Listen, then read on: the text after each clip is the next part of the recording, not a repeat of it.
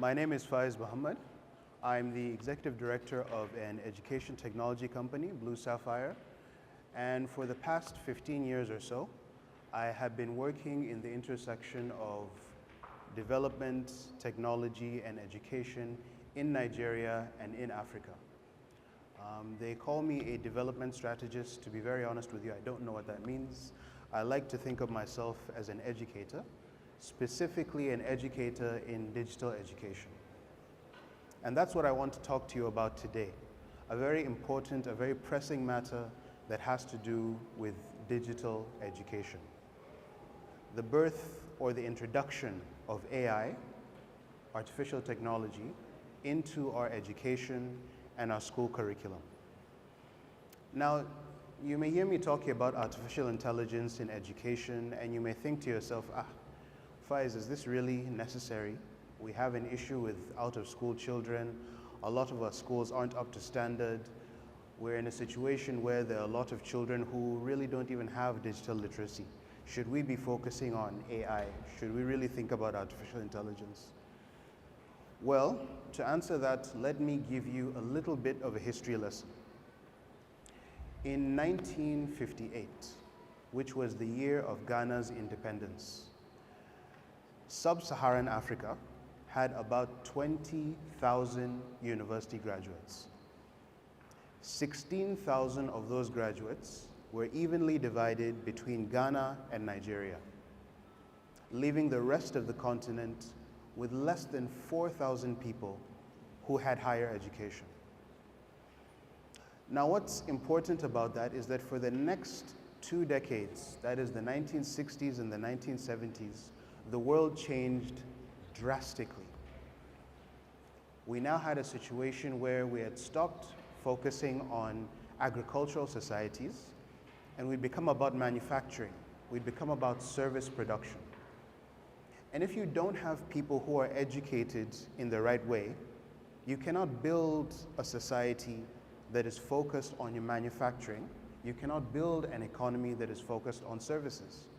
And so Africa lost out for 2 decades on these areas of progress. 1984, the technological revolution came. The internet became widespread. Personal computers were in every office. And once again, because we were not ready, it took another 2 decades before Africa joined the telecommunication revolution and became part of that economic story. Well, now it's 2025, and AI is already here. Artificial intelligence is changing the way that we think, the way that we do business, the way that we learn, the way that we create. And if we are found in a situation like we were in the past, once again, we're going to be left behind. So let me paint a picture for you. 2 different students. One lives in the urban center of Lagos. This student has access to AI-powered tutors, access to personalized learning. They give him feedback immediately that's according to his needs. He has stable internet access, stable electricity, and is digitally literate. Then there's another student who lives in a remote village here in Borno, who's struggling in a classroom with at least 50 students and 1 teacher. Textbooks, if they're not outdated, they're missing a few pages. What about internet access? Non-existent. What about digital literacy? Very low, if at all.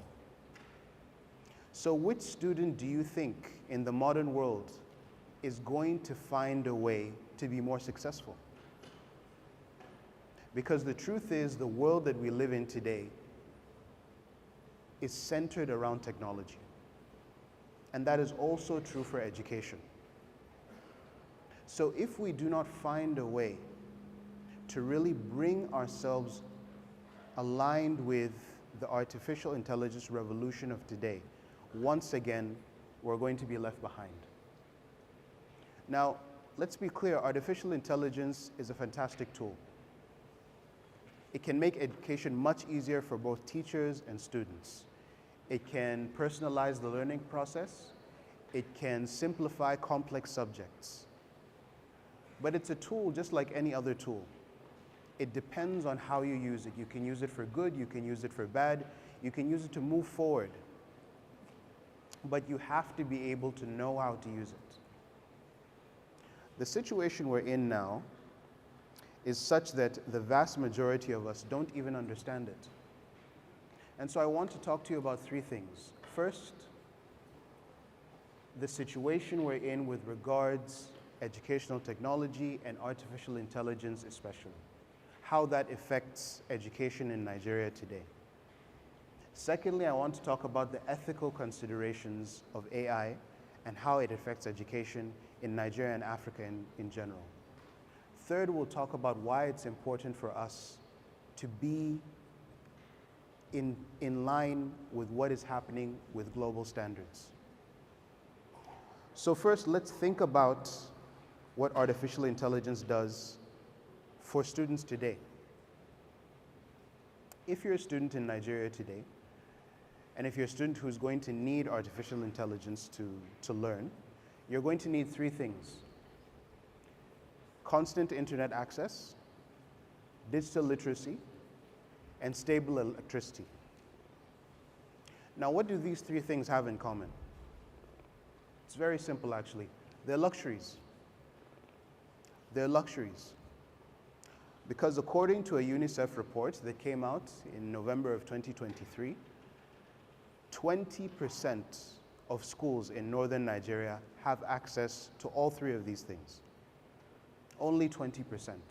And the vast majority of those schools are private institutions. Now, what does that mean? Because even if you are going to use these things, whether it's tablets and smartphones that have AI, whether it's computers, it means that you're going to be paying subscriptions. It means that you're going to be paying a fee consistently. How many parents can afford to pay consistent fees for AI learning, for educational technology, when in reality, a lot of them are struggling to pay fees for the school itself? So what that means is, if we don't find a way to bridge the gap, we're not going to have an educational revolution. We're going to have an educational divide, where students who come from affluent families, from neighborhoods that are able to afford the tools of the future, are going to be vastly superior in terms of what they learn, how quickly they learn, and how successful they are than students who don't have those sort of opportunities. Now, another issue that we have to consider when it comes to artificial intelligence is that the data that creates these language models, it's not created by us. It's created by people, by companies, by institutions in other countries that don't understand our context. AI is centered around education in English. But we all know that the vast majority of our students all across the country, they learn first in their native language, whether they learn in Hausa, whether they learn in Yoruba, whether they learn in Igbo, whether they learn in any other language. Your indigenous language is your first point of contact, and it's how you're initially going to learn. So what happens when you're using a machine, a program, that really does not take your language into context? I'll tell you what happens. A very simple example is when they score tests. And if they're using an AI model, because we, in Nigeria, for example, when we answer in exams, the way we answer is in narrative form, a long essay so that we explain things. The AI doesn't understand this. The AI is designed to think about short, specific answers. So immediately, if you were getting scored on a global standard, your test scores are very low. Why? Because the machine is not created by us. It doesn't understand our context. it doesn't understand our language, it doesn't understand how education works in this part of the world. It's very important that we recognize just how much AI has the opportunity and the ability to change the way education works in Nigeria and across the continent. The truth is that we have to put our heads together.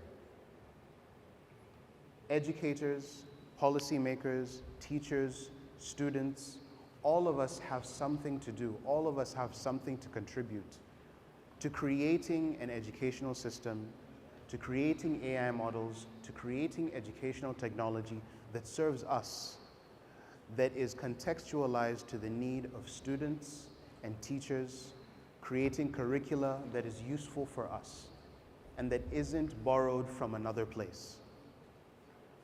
So I want to leave you with a question, and I want to leave you with a thought.